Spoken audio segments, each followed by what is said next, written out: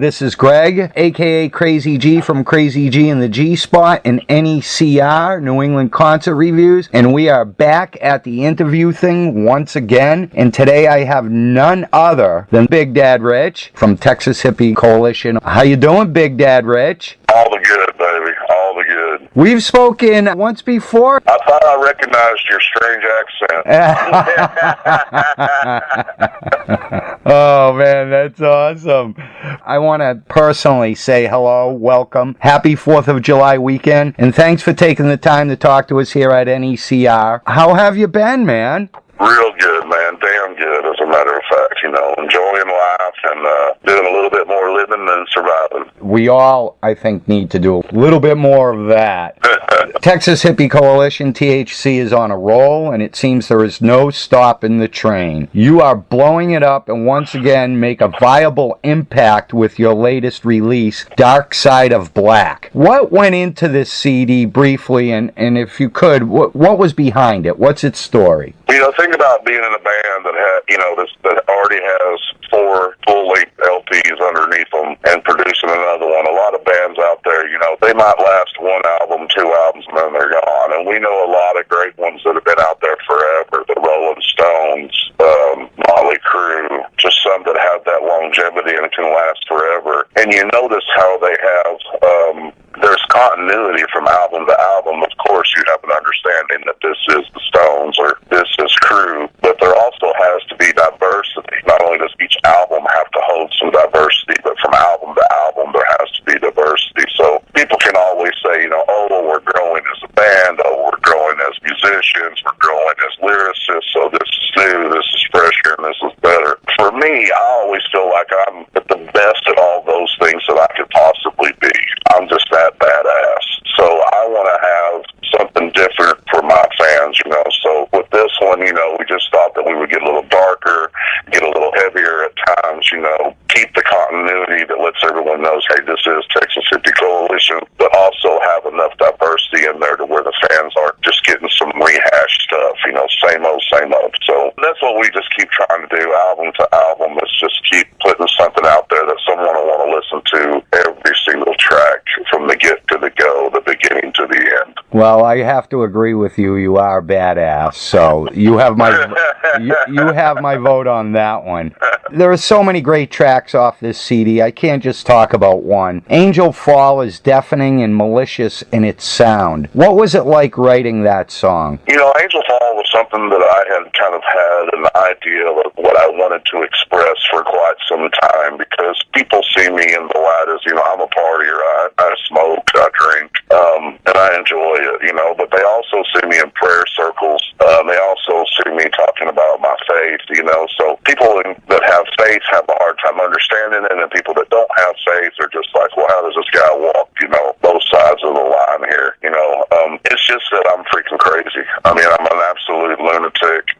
I should probably be locked up somewhere for just the way my mind works alone. But whenever Angel Fall was coming together, there's a lot of people out there that do have problems with harder drugs than what I decide to use that struggle. And in my life, I've had those struggles. I've had a mother who was an addict. I've had lovers that were addicts, and it's just stuff that, you have to try to overcome. And a lot of times, I never looked down on my mother. I still love my mother to death. And the girls that, had the addiction problems, they're still worth praying for. And that's just kind of what this song was, is no matter how you may deem them as lesser than or lower than just because they have an addiction, it's not necessarily true. They're still, if you're ever going to take a bended knee, they're still deserving of your prayer. And that's just kind of my thing, is no matter how far someone falls from grace, they're still deserving of you paying attention to them or you addressing their problems. And you can't fix them, but you can pray to someone who has a higher power than you to maybe help fix it. That's kind of what the song is about, and I've been wanting to express that and get it in songs for a while now. It just seemed to fall into place perfectly with the music that Michael Hayes wrote on this track. I've taken a step back now because of that, because you kind of hit some things that, you're right, I totally agree with. I've been through instances myself where, yeah, you're right, you can't think any lesser of an individual because they make choices, whether good or bad. And it's very admirable for you to let that out in song, and really, it's very deep, very hard-hitting, and very close to home. In all truth, one of the main reasons I named this album Dark Side of Black is because my hero is Johnny Cash. And Johnny Cash has a way in his songs to bear all. He will let you know in his songs straight from his heart, you know, if he's in a deep, low place, and he'll take you there. And it's kind of like a tribute to him that I was going to, in the albums prior to this, of course, I wrote from my heart, but I did it from a place that was shielded. And this album, I definitely wanted to shield the heart and just let it spill. Oh, so true on the Johnny Cash thing, so true. I remember when my parents got me on him when I was knee-high to a grasshopper. Yeah, I told my grandmother one time that I was going to grow up and be Johnny Cash. You're almost there, man. You're almost there. That's why we're all black all the time, I promise you. I hear you, brother. You mentioned Deep. Another track on there, Knee Deep, has an aura about it that I can't put my finger on. It is haunting, but yet highly inviting, and it really does suck you right into the song. What can you tell us about that track? It's based loosely on a true story that I had gone through with one of the greatest loves of my life, and she's a wonderful lady, a great woman. You know, she was in my life for a short time, and it's just that story is just about how our relationship came together. You know, I know we both thought that it was going to last forever, and we had hoped that it would, but that's kind of what it's about. You know, the situation that where, you know, the taking of a hand. You know what I mean? Is that how important is it to have someone's hand? You know, and what you will go through to have that hand and hold it. And me and her went through a lot to be able to hold hands, and on her behalf and on my behalf. You know, so that song right there it has a lot of truth to it. But it's about how, you know, a lot of people see things and it has some kind of resonance about it that gives them and leads them to believe that this is evil or dark. But sometimes if you look closely, it is actually the brightest light in the dark, and it's trying to shine through. I really feel that, you know, even though it sounds awful at times in that song, it's truly a love story. I can definitely see that in that song. Yeah, it seems to be a fan favorite. It really goes over good live. It's one of the most downloaded songs, so it seems to, even though it lends itself more to the country vein of THC, that it definitely seems to be well received by the THC fans. As I said, there's so many great tracks off this CD. I wish I could touch upon all of them. You know, there are a couple other things I want to get to, but it seems this CD has numerous twists and turns. And one track, Gods Are Angry, has a really ominous sound to it. How did that one come about? What did you do with this track at the beginning? Like, what was your thought process behind it?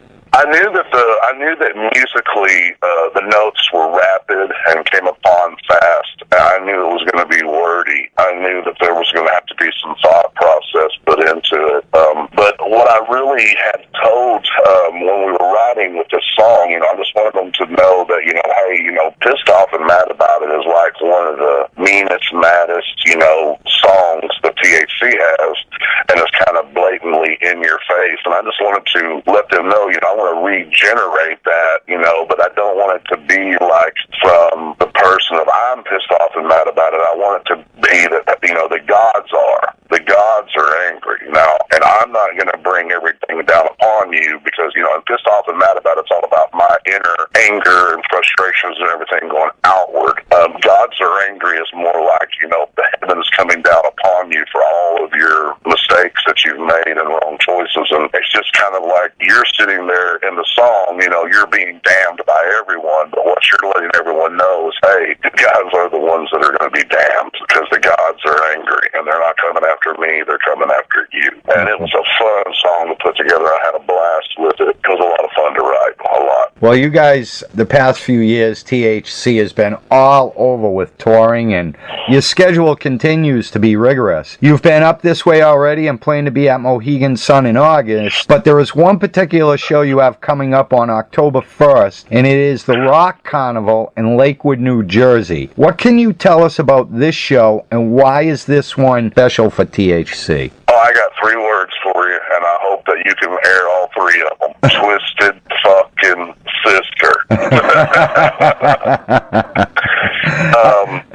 I've had the pleasure of meeting Dee and the guys before when I was in Amsterdam, and I think there was like 20 bands on the bill, and the way bands dress today, you can't very often tell who's in the band, who's a roadie, who's a rigger, who's the stage guy. You can't really tell them apart, and when Dee came in, he was fully dressed, leather, head to toe, just looking like a fucking rock star. And he looks around the room, and I mean, like, there's everybody there. I mean, I won't name all the names of the band, so it's not to embarrass their apparel and how they dress, but I will say that he looked all the way around the room, and then, like, when he finally seen us, and our whole band, we were just decked. This is how we dress every day. I got my cut on, my cowboy hat on.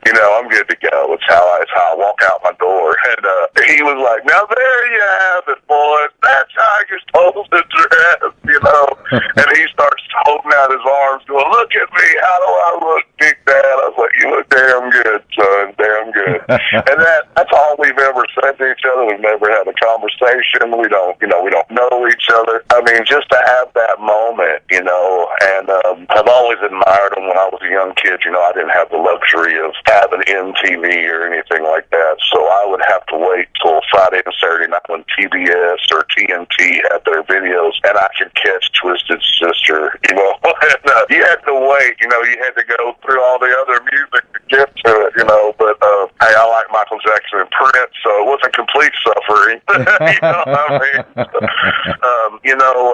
I know that it's going to be, I know it's called the Carnival for a reason, because it's going to have a carnival type atmosphere, and when I get there, baby, I plan on being the Carney man. For some reason, I would have thought of that too. I would have put you right in that position for some reason, and I don't know why. This upcoming leg starts on July 16th at the 45th Annual Pig Roast in Nelson, Illinois. What else can you tell us about this part of the tour, and what else are you looking forward to on it?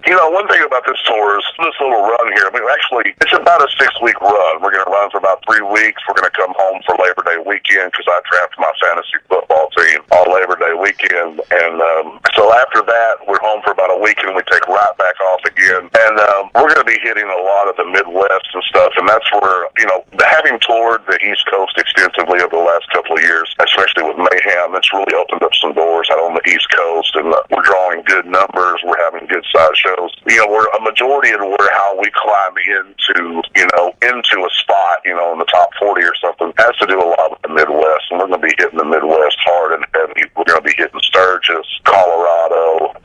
We're doing a big festival there, and of course, then coming back, we're going to have a big festival that we're playing down in Houston, Texas.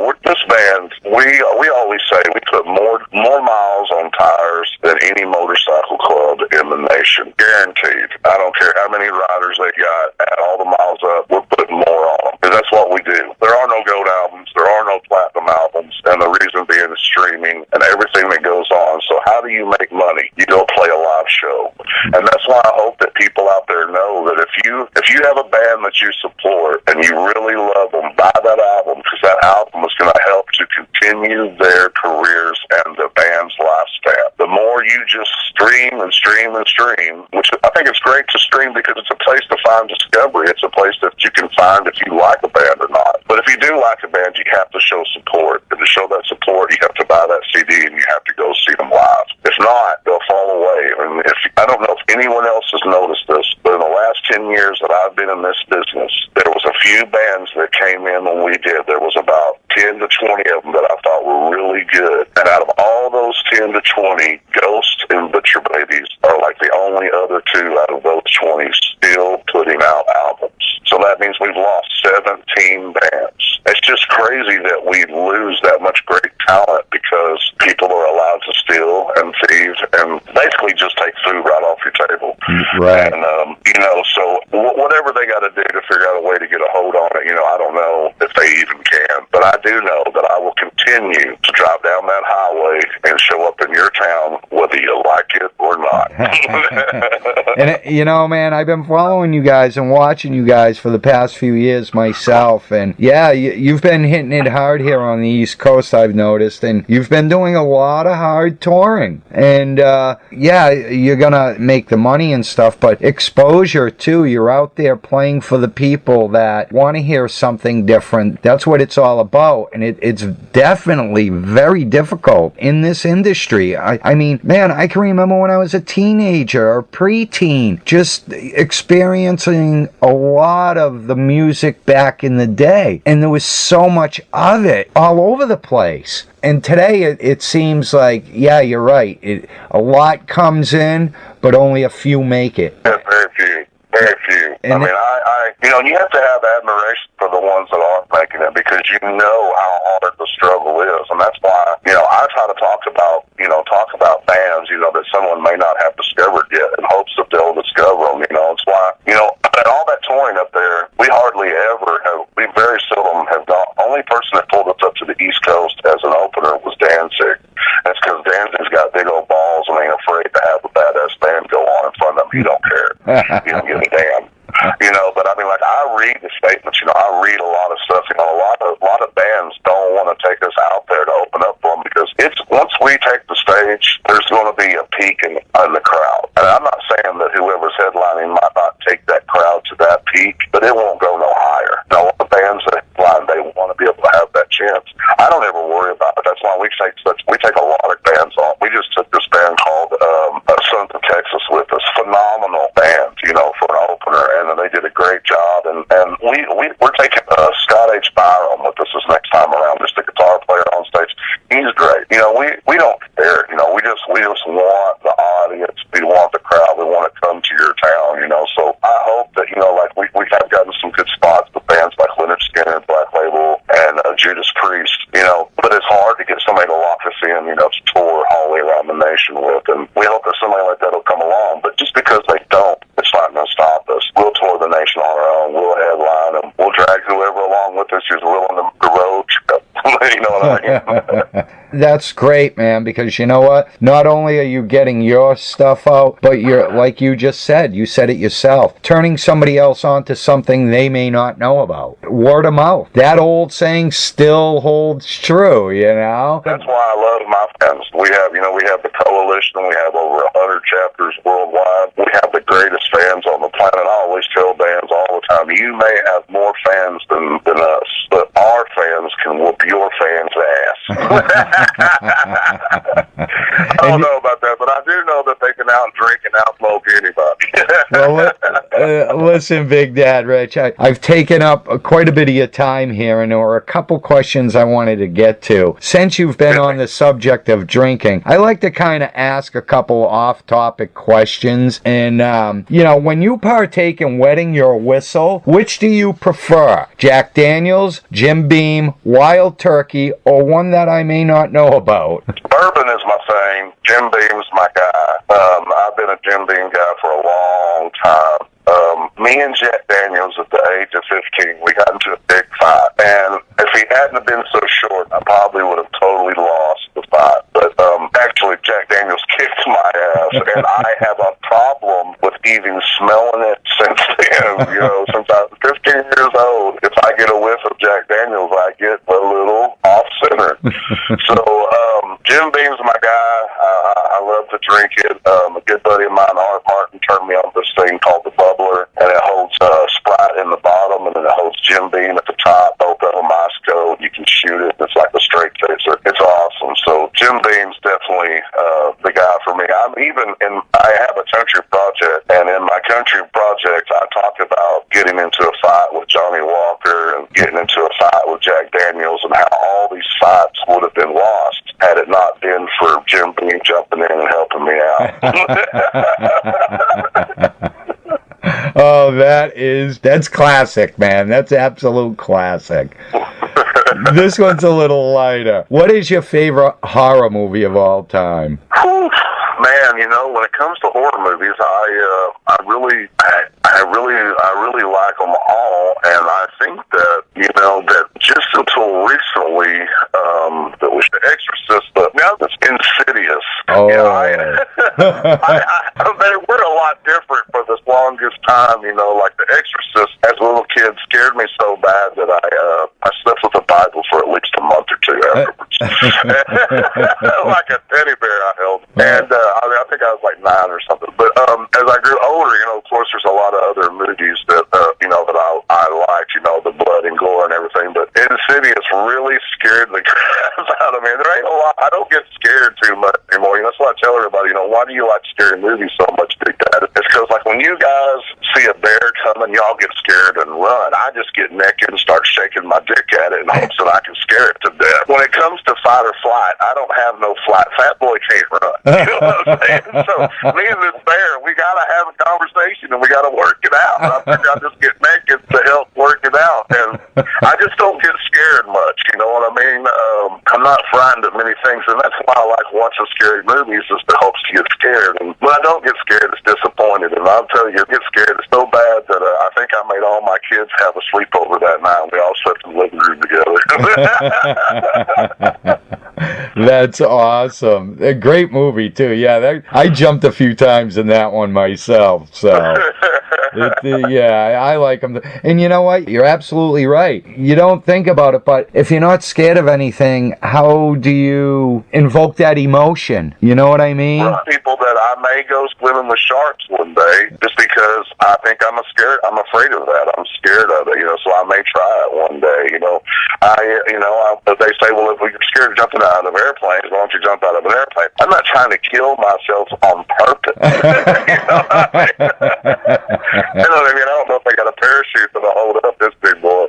But, I do know that I do enjoy being scared, and it's just, like you said, it's you got that big bad dog in the yard, and he ain't really scared of nothing, but if you find out, that in the dark he gets scared to death, you're like, it's hilarious, turn the lights out. You know what I mean? Too funny. I've taken up enough of your time, Big Dad Ritch. I so appreciate it. Once again, I thank you for your time, for talking to us here at NECR. But before we let you go, is there anything else you could share that is forthcoming from THC that we might not know about? Right now, coming forward, we just have a lot of touring in front of us.